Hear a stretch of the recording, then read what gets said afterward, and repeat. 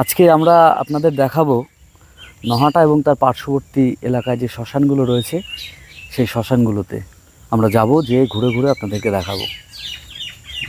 সঙ্গে আছে বিশ্বজিৎ, ও আছে বলে আমি ঘুরতে পারছি, একা একা হয়ে ওঠে না। ভালো চলো লাগে। যাওয়া যাক।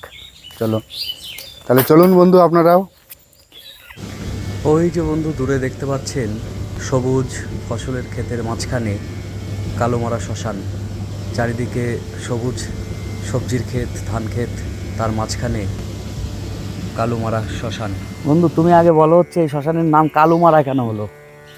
কালুমারা তোমার পাড়ার শ্মশানই বলতে গেলে এটা। না, কালুমারার নাম কেন হয়েছে সেটা আমি বলতে পারবো না। আমিও একবার ভেবেছিলাম যে কালু নামে হয়তো কেউ মারা গেছিল, ঠিক আছে, মানে এই আচ্ছা। সমস্ত এরিয়ায় কালু মারা মরে হয়তো পড়েছিল, তাকে এইখানেই কবর দিয়ে দেওয়া হয়েছে, সেইখান থেকে হয়তো নাম হতে এখানে পারে। কিন্তু পোড়ানোও হয়, কবরও দেওয়া হয়।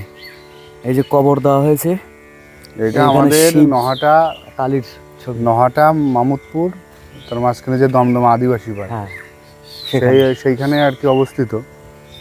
আর এই এরিয়ায় আর অন্য কোনো শ্মশান নেই এখন, যেহেতু অনেক জায়গায় ইলেকট্রিক চুল্লি হয়ে গেছে। আজ থেকে 50 বছর আগে আশেপাশে যত মানুষ মারা যেত আর কি এইখানে, এই জায়গাটাই পোড়াতো, এইটুকুর মধ্যে যারা আছে। চ, ভালো, পরিবেশও ভালো, সুন্দর। দুটো বড় বড় বট গাছ ডালপালা মিলে দাঁড়িয়ে আছে।